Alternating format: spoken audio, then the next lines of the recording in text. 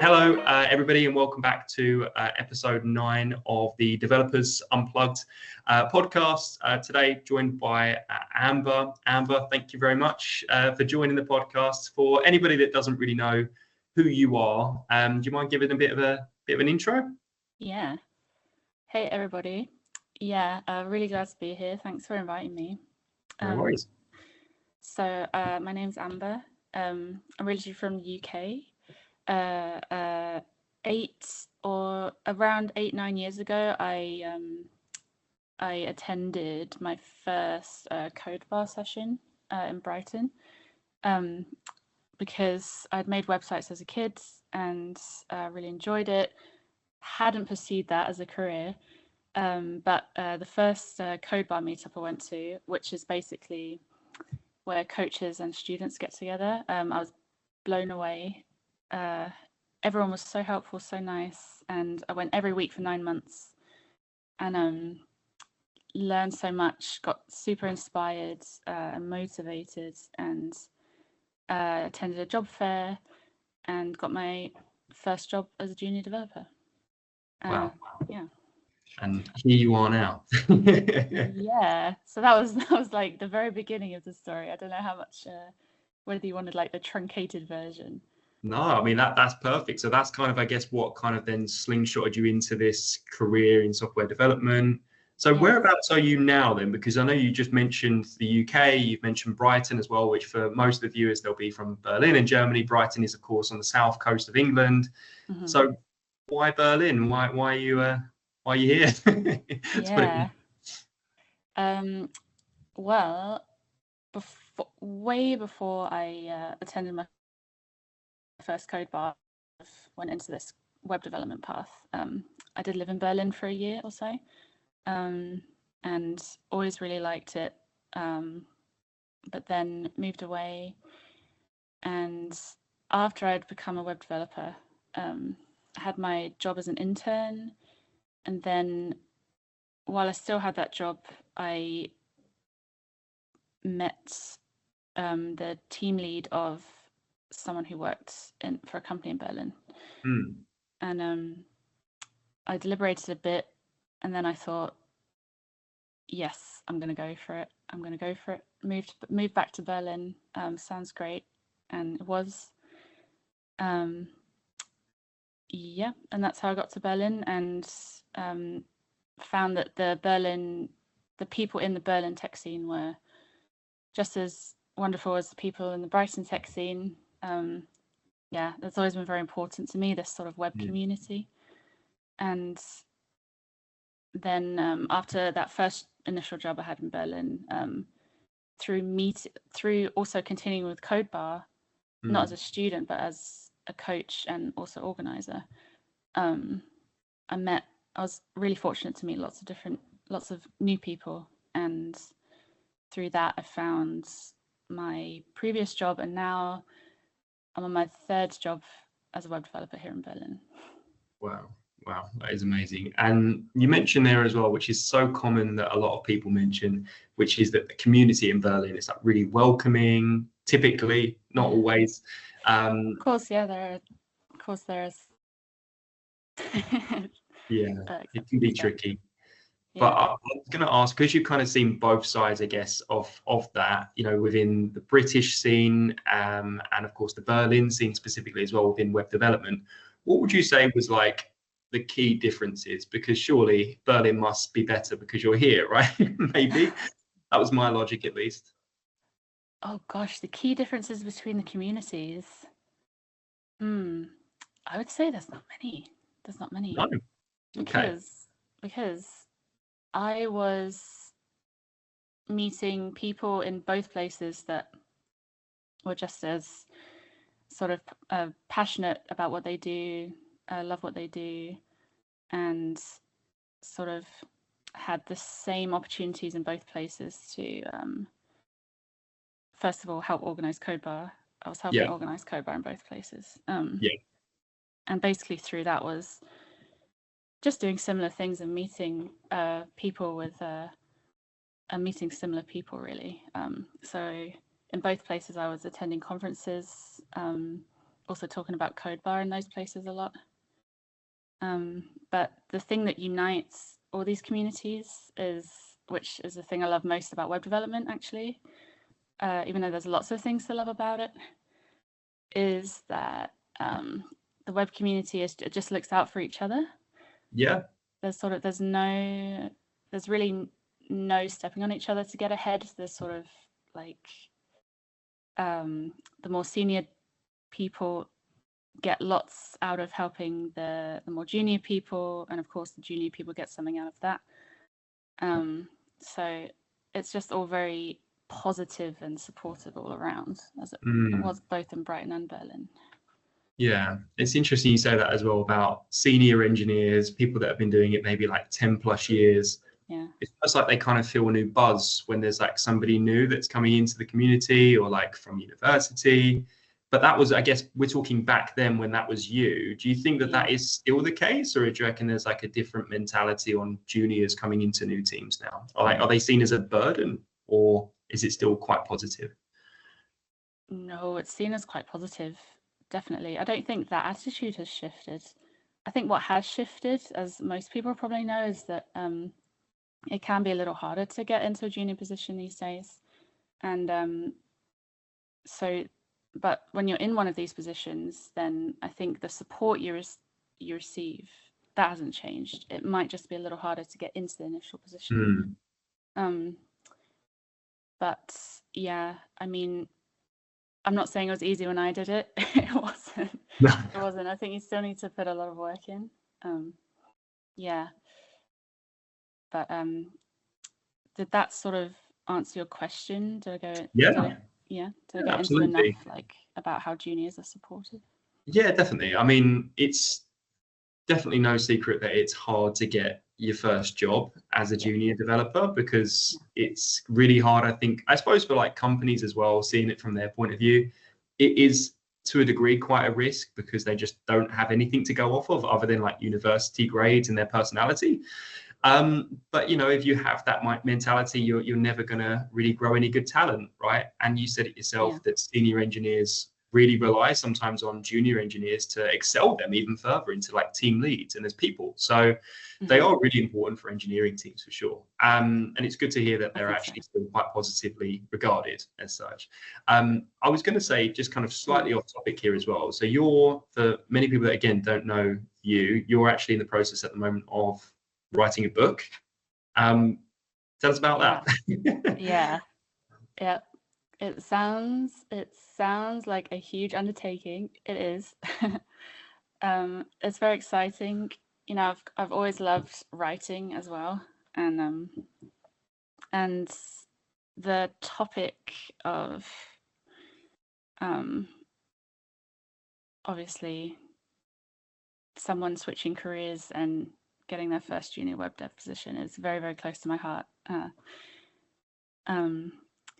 So full disclosure, I've been writing this book for a few years by now, on and off, depending on what my workload was or what was going on in my personal life.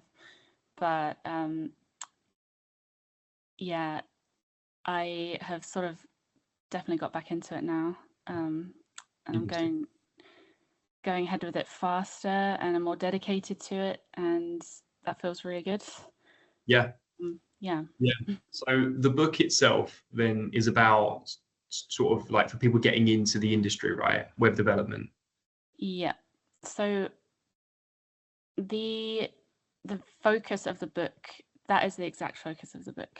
I sort of went back and forth for a while on who should I really be talking to who should the persona be? And I decided in the end that I should really focus on writing it for myself 8 years ago, you know, and thinking back to what was I struggling with then? What was I thinking? What was I doing to try to get my first junior position? And so I've been really, really fortunate that not only do I have my own experience to think of, but I have talked to, I think, 7 people now who have either recently switched careers or are wanting to. Yeah. And the feedback and the ideas they've given to me from their own experience is really amazing. Yeah. And I'm really excited to sort of piece their ideas and their experiences together into sort of a coherent fashion, to really, and I really hope that it's going to be able to help, or at least inspire or motivate people who are thinking of switching careers to web development. Yeah, 100%. So do you think that was like the inspiration then behind the idea? Because you said that you've been writing this for a few years, and actually it's about you, what it was 8 years ago. Do you feel like you probably needed this book 8 years ago, is what you're kind of insinuating? Sort of, yeah. I mean, how it really came about was, first of all, I was helping to coach and sort of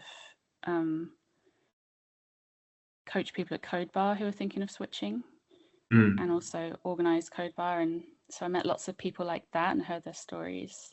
Yeah. And also, when I was a junior dev, I was writing lots and lots of blog posts about web development. And basically what I would write about was issues I was having and how I fixed them. Because I thought, right, this is great. I'm going to write it down so I don't forget it. So I can go back to it. And the great thing is maybe I could help other people with this. Yeah. And some of the blog posts weren't super technically focused, although a lot were. And the non-technical ones were sort of more around relaying my experiences as a junior dev and then a mid dev, and then also about writing CVs, about what it's like to join a new dev team, things like this, things that I had experienced, and they were quite well received, these blog posts. So the idea for the book came around super naturally, not supernaturally as in aliens and stuff. It came around very naturally, and sort of it wrote, the first part of it wrote itself essentially. Quite easy, naturally is flowing, and you've kind of, I suppose it's easier to write a book when it was like advice you would give to your former self, right? Like, yeah, definitely, yeah. And if you focus on that point, then it gives you the voice of the book. Yeah, you're kind of also like, you're the teacher, you're the writer, but you're also kind of like the user and the audience as well, aren't you? Like, as a person, it's kind of like trying to split your mind up, put yourself back into that place when you first started. Is like, what would be really crucial for me right now? And kind of brings me on quite nicely, I guess, to my next point, which is, what advice would you give to yourself? You know, what's some of the things that you've written about in the book that you think could be really beneficial for the junior devs or people getting into the advice for my former self. I mean, there's a lot. Where do I start? The thing that comes to mind first is that is sort of this topic of imposter syndrome, and not feeling sort of good enough to sort of go for it. And one of the people I talked to, I sort of have to mention this, is that she said, imposter syndrome may be a thing, but you don't have to name it.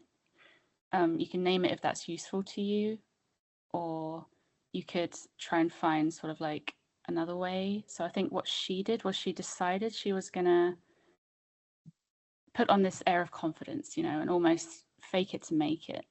Right. Which I know is a phrase that not everyone sort of likes very much, and me, I don't really like it either. But I think she sort of had a good point, and every single person I've talked to so far has had some form of imposter syndrome. I think that's so true. Yeah. So. But just so writing about this feels very rewarding and very refreshing, just getting into the topic, and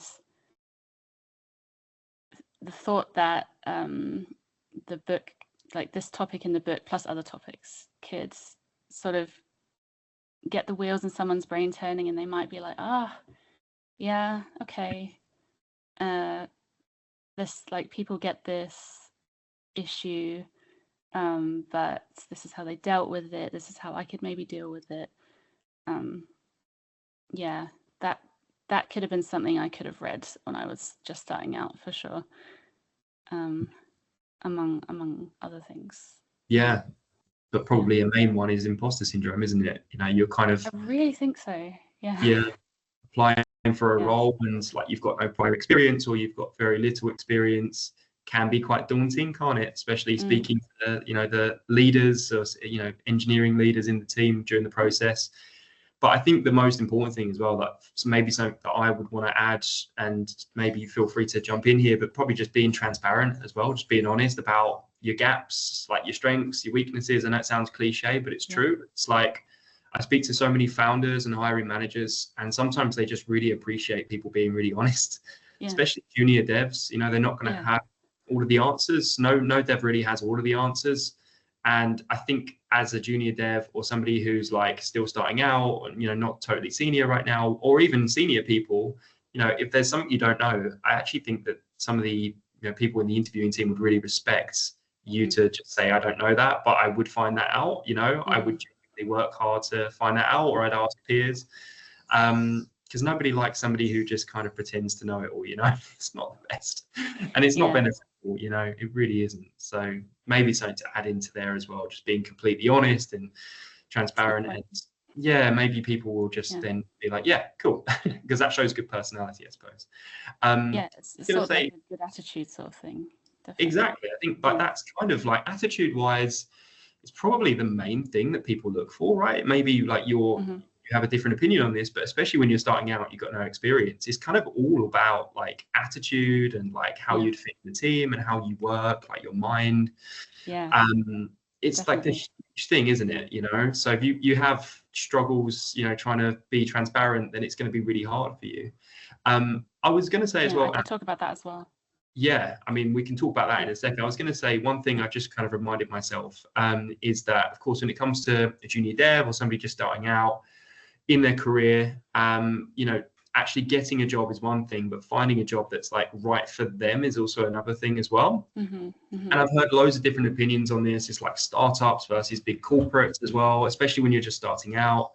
There's pros and cons, but what would you say, what advice would you give to a junior dev right now who is trying to find their first job, and it would be prime, for their like overall performance and them getting better as a developer? What would that kind of environment want to look like for their first job? Yeah, this is a really good question. I definitely touch on this in a few different ways. So what I do say is that the best environment you can get as a dev is obviously a supportive one, of course, but sort of one where there is someone sort of assigned to you who can look out for your career progression, and can kind of really help you to get on track. Someone almost who you could call a mentor, or not almost, someone who you could really call a mentor. I was definitely lucky to have a mentor at the beginning. Not only does someone like this build your confidence, but also and sort of slay that sort of imposter syndrome beast a bit. But I think the other side of it, the sort of formalized, sorry, I've been living in Germany so long, my English is actually getting bad. It's okay. Formulated career progression, sort of really formalizing it, laying it out, and this also builds your confidence as a junior dev and gives you goals. So this is something I would love for all junior devs. I think it might not be present in every company or agency or wherever you apply and get a job. But yeah. Support. Yeah, I suppose it doesn't matter too much about the size of the company or the industry, but having like somebody to shadow. To shadow, yeah, exactly. Yeah. Yeah, and if you're a junior dev and you find that you don't feel like you have the support in the company you've joined, I think it's completely appropriate and right to sort of advocate for yourself inside the company, and try and get, because maybe it hasn't occurred to management or senior devs that this is sort of a really great thing, but you know, it doesn't hurt just to talk to them about it if the support isn't there. Try and get something sorted out. Do you think that I completely agree, by the way. I suppose that my counter to that from being like maybe a junior dev would be like, say, for example, they've found their first job and it's quite challenging anyway, as we know, if you've got no experience to get into that industry because it's so competitive, especially in Berlin. But they've found their first job. In the first few months, they feel quite overwhelmed. They've got no support. How do you talk to your manager about that in a way that's not going to come across as, to say that, you're not capable, for example? Yeah. Because that's a tough pick, isn't it, for a junior dev? And you have to be very strong to really kind of be that honest with your manager. Yeah.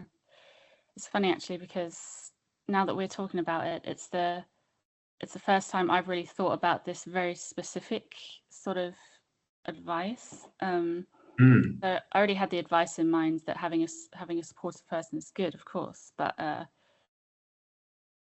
think, to me, you can approach someone in your team or your manager, and I don't think it's going to show lack of competency.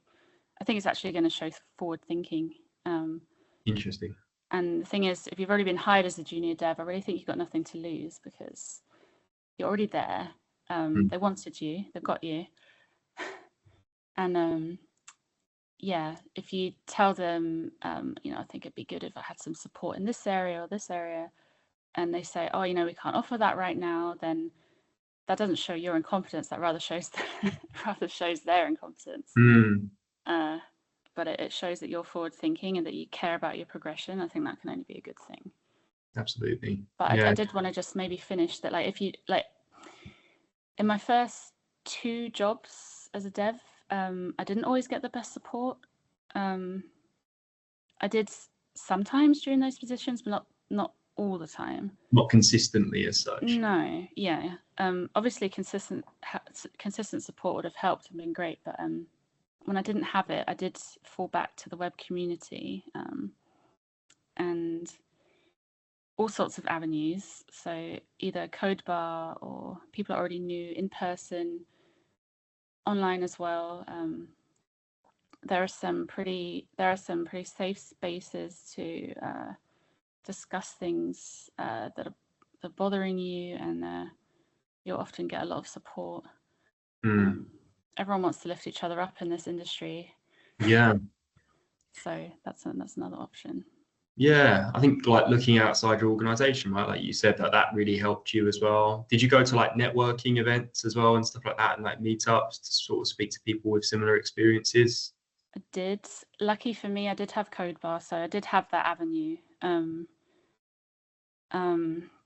It can be tricky, I think, for some people to head out and network. But the online community is also a solid avenue for that. You can also, if you don't want to put yourself out there, you can make yourself anonymous, just ask questions. You'll still get some replies and support. So yeah, that is one way. Yeah, 100%. I think if somebody else is going through something similar to you right now, or they have done before, it's so much more like encouraging to know that like you're not weird or like you're not the odd one out, and it's like actually common. Yeah. And other people have had these struggles. Yeah. I feel especially, sorry, I don't want to talk over you. No, please. I just wanted to say, like, on top of that, yeah, my first 2 jobs out of the 4 I've had, weren't the best always in support, but what it did teach me was what to look for in future jobs, and sort of how to advocate for myself, what felt right, what didn't. So even though it wasn't always the most supportive start, where I am now, I feel, I'm getting at, right? I feel much more able, much more confident, and I've kind of come out the other side, is what I'm saying. Yeah, I definitely. think there's hope. Just keep going, try to stay strong. Yeah. Yeah. Always comes down to support, like what you said right at the start, and not just from your team members in your team, but it could also be friends and family, people in the community, like you mentioned online. I think if you have a strong support system, then it will get you very far. I think is probably the overall answer here, like in the whole episode. It's like the foundations are having great people around you that just understand you, they're patient, which is what you're going to need, because you're going to be your worst enemy at times, it sounds, constantly questioning yourself and your ability. But you came out the other side, and it's amazing to see what you're doing, with the book and stuff like that as well. I really do think it's going to help so many people that have gone through similar to what you've gone through. I was going to say, Amber, just one last sort of question, just because conscious of time here as such, but I've been really enjoying speaking to yourself. And just one last sort of question when it comes to CVs now, as well, because I know that this is something that's quite requested from when I sort of speak to other junior devs and even just developers in general, like not even juniors, just developers, senior, leads. Everybody has a different opinion on what a good CV looks like. But I guess for 2025, you've got all of these different like AI tools for like recruiting and HR and all of these different things to take in consideration. What do you think is like the most effective way to like map out and write your CV as an engineer? Well, yeah, you're totally right about these tools and about how a lot of them, as in the past as well, they probably look for keywords or scan your CV, things like this. I can't speak super much about that, but like definitely related, I think, is that engineering teams, the structure of them, how many people are there, who's leading the team, it can differ hugely between companies. And I've experienced that, there is this one golden rule where the people reviewing your CV, they don't have a lot of time. They're probably reviewing 100 other CVs. So my golden rule, because of that golden rule, I would say always keep your CV short. I tried to keep mine always to one page, and really cut out any fluff, really. It's brilliant if you say that you water ski and you're really good at golf or something, but I would love to keep that kind of stuff on there. And if you can, you should. But people reviewing your CV don't have a lot of time. What they want to know is, would you be a good fit, personality, attitude-wise, for our team specifically? And teams differ so much, so you have to remember that. But also, what can you do for us? What can you bring to the company? Yeah. So, sort of in like a summary, I would say keep it short.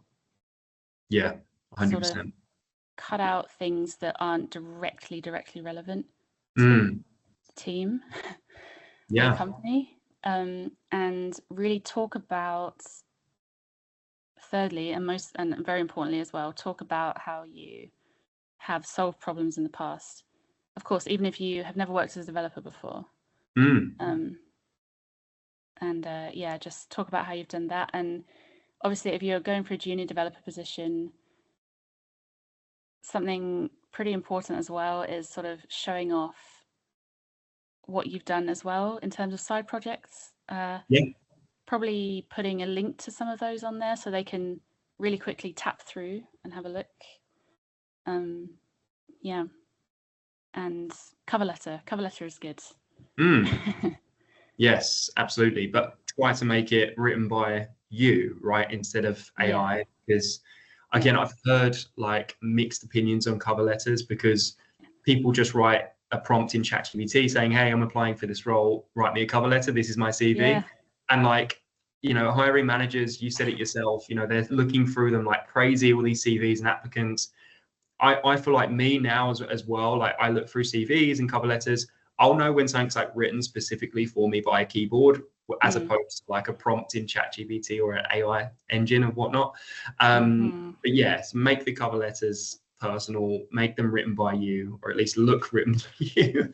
Absolutely. Yeah. And you can also put some fluff in there as well if you want. You can talk about you. It's sort of to bring your personality out a bit. It's the space to bring your personality out a little bit. Yeah, I think so. Like the CV is kind of designed to talk about what it is you can do, the problems you've solved, like what you've said. And like the hobbies thing as well, that's controversial because I've had a few people that say like, oh, you know, I don't know if I should put the fact I like to do scuba diving in there. But I'm like, actually, it's not terrible as long as you don't make like a whole paragraph about scuba diving. Like say hobbies, scuba diving, golf and chess, you know, whatever it is you like to do. Because that does bring a bit of personality to your CV. But that is true. It's always it's a tricky one, really. But again, just to kind of back up your point, you know, people, hiring managers, recruiting teams, you know, I think from an application point of view, like if you're sending your application, as much as we would write our CV like for days on end and we'll make it look really nice, people do genuinely see it for like 10 seconds. They look for keywords and they just go straight past it. So I think that is great information there, like from your perspective. From a junior point of view, and there's probably seniors listening to this like, hey, I've been at like 4 different companies, I've been working for like 15 years, how can I put all of that into just one page? I actually know an engineer that done that and it looks really, really nice. So it is possible. You've just got to be very clever with like the sizings of things, but if you can make it 1 page, amazing. 2 pages, not the end of the world, but 3 pages. Absolutely. Yeah, it's just a little bit tricky after 3 pages, I think. I've seen 5 to 10 pages. So me too. Me too. So as much as to be beautiful either. Yeah, exactly. Like try and put as much of the short, snappy details in there. So like as soon, almost like do a practice thing. So I always say this, like try and do like a practice thing of like glimpse through it for 10 seconds. And if it doesn't look impressive, you're not really hitting the mark. Whereas if you glimpse through it for 10 seconds and it does look quite impressive and you would want to interview yourself, then you're probably good, right? So that's try really it. So all good. But Amber, thank you so much. That is all.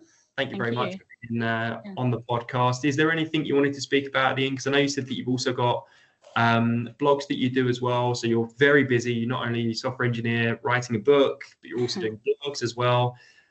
Is there anything you wanted to add sort of at the end? I have put a pause on the blog post because of time constraints. But I'm updating. I'm updating one blog post, which is called "Writing a Book in Public." Which is an idea I got from the community.